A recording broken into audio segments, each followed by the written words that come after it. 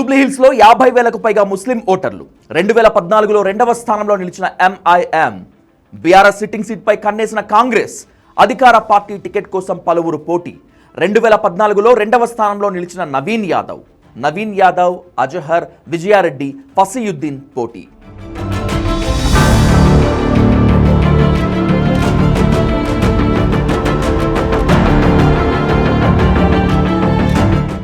మాగంటి గోపీనాథ్ మృతితో జూబ్లీహిల్స్ ఉప ఎన్నిక అనివార్యం.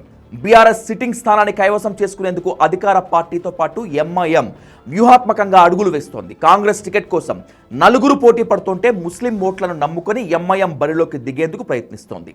కాంగ్రెస్ ఎంఐఎం కలిసి పోటీ చేస్తాయా లేదంటే విడిగా పోటీ చేస్తాయా? బీఆర్ఎస్ పరిస్థితి ఏంటి? అధికార పార్టీ తరపున టికెట్ ఆశిస్తున్నదెవరు? ఇప్పుడు ఇదే హాట్ టాపిక్.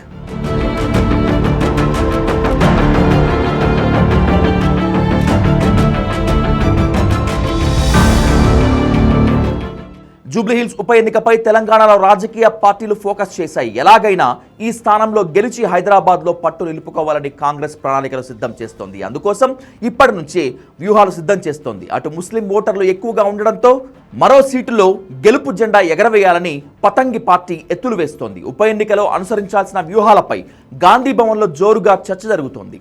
ఇది బీఆర్ఎస్ సిట్టింగ్ సీట్ అయినా అధికార పార్టీగా గెలిచి మన ఖాతాలో వేసుకుంటేనే మర్యాద ఉంటుందని కాంగ్రెస్ నేతలు అభిప్రాయపడుతున్నారు. అన్ని సమీకరణాలు పరిగణలోకి తీసుకుని అభ్యర్థిని ఎంపిక చేయాలనుకుంటున్నట్లు తెలుస్తోంది.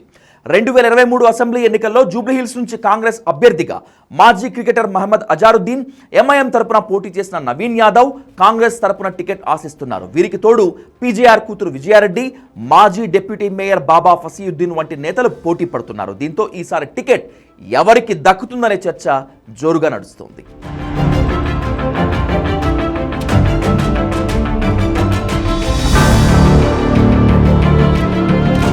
2023 ఎన్నికల్లో పోటీ చేసి ఓడిపోయిన అజహరుద్దీన్ తనకు మరో ఛాన్స్ ఇవ్వమని అడుగుతున్నారు. అలాగే నవీన్ యాదవ్ సైతం హస్తం గుర్తు మీద పోటీ చేయాలని భావిస్తున్నారు.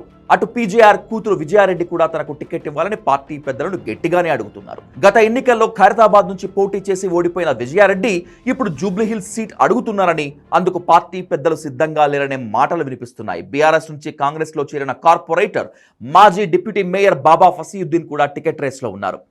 జూబ్లీహిల్స్ కాన్స్టిట్యున్సీలో ఎట్టి పరిస్థితుల్లో పాగా వేయాలనేటువంటి గట్టి పట్టుదలతో ఉందట కాంగ్రెస్ నాయకత్వం. గతంలో కంటోన్మెంట్ ఉప ఎన్నికల్లో గెలిచిన కాంగ్రెస్ జూబ్లీహిల్స్ ని కూడా కైవసం చేసుకుని గ్రేటర్లో పట్టు పెంచుకోవాలని అనుకుంటోంది. మజ్లిస్ పార్టీ జూబ్లీహిల్స్ అసెంబ్లీ ఉప ఎన్నికలపై దృష్టి సారిస్తోంది. ఇప్పటికే పాత బస్తీలో ఎదురులేని రాజకీయ శక్తిగా అవతరించిన ఆ పార్టీ జూబ్లీహిల్స్ లో పాగా వేసేందుకు తీవ్ర ప్రయత్నాలు చేస్తోంది.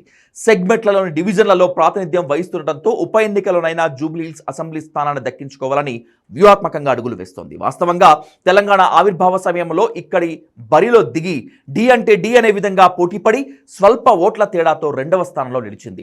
2014లో జూబ్లీహిల్స్ అసెంబ్లీ ఎన్నికల్లో పోటీ చేసిన మజ్లిస్ గట్టి పోటీ ఇచ్చింది. అప్పట్లో ఆ పార్టీ తరపున రంగంలోకి దిగిన బీసీ సామాజిక వర్గానికి చెందిన నవీన్ యాదవ్ 9,000 పైచిలుకు ఓట్ల తేడాతో రెండవ స్థానంలో నిలిచారు. జూబ్లీహిల్స్ అసెంబ్లీ నియోజకవర్గంలో ముస్లిం మైనార్టీ ఓట్లు కీలకం. అభ్యర్థుల గెలుపోటములను నిర్ణయించేది కూడా మైనార్టీ ఓటర్లే. అలాగే ఎంఐఎం ఓటు బ్యాంక్ కూడా ఎక్కువే.